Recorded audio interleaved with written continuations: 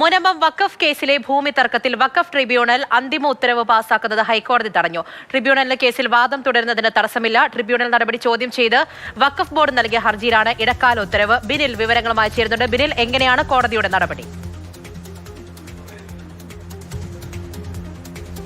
പൂജ, മുനമ്പത്തെ ഭൂമി കേസുമായി ബന്ധപ്പെട്ട വളരെ പ്രധാനപ്പെട്ട ഒരു ഇടക്കാല ഉത്തരവാണ് ഇപ്പോൾ ഹൈക്കോടതിയിൽ നിന്ന് പുറത്തേക്ക് വന്നിരിക്കുന്നത്. ഇതിൽ വഖഫ് ട്രിബ്യൂണൽ കോഴിക്കോട് വളരെ വേഗത്തിൽ തന്നെ ഈ കേസിൽ തീരുമാനം കൊണ്ടുവരുന്നതിലേക്ക് മുന്നോട്ട് പോവുകയായിരുന്നു. ഇപ്പോൾ കോടതിയിൽ നിന്ന് വന്നിരിക്കുന്ന വിധി പ്രകാരം ഈ അന്തിമ തീരുമാനം ഉടനൊന്നും എടുക്കാൻ കഴിയില്ല എന്നതാണ്. അതായത് അടുത്ത മാസം 26-ലേക്കാണ് ഇനി കേസ് മാറ്റിയിരിക്കുന്നത്. അതുവരെ അന്തിമ ഉത്തരവ് പറയുന്നത് ഹൈക്കോടതി തടഞ്ഞിരിക്കുകയാണ്. വഖഫ് ബോർഡിന്റെ ഹർജിയിലാണ് ഈ നടപടി. വഖഫ് ബോർഡ് ആവശ്യപ്പെട്ടത് ഈ ട്രിബ്യൂണലിലെ മുഴുവൻ നടപടിക്രമങ്ങളും സ്റ്റേ ചെയ്യണമെന്നതായിരുന്നു. പക്ഷേ ആ സ്റ്റേയിലേക്ക് ഹൈക്കോടതി പോയില്ല.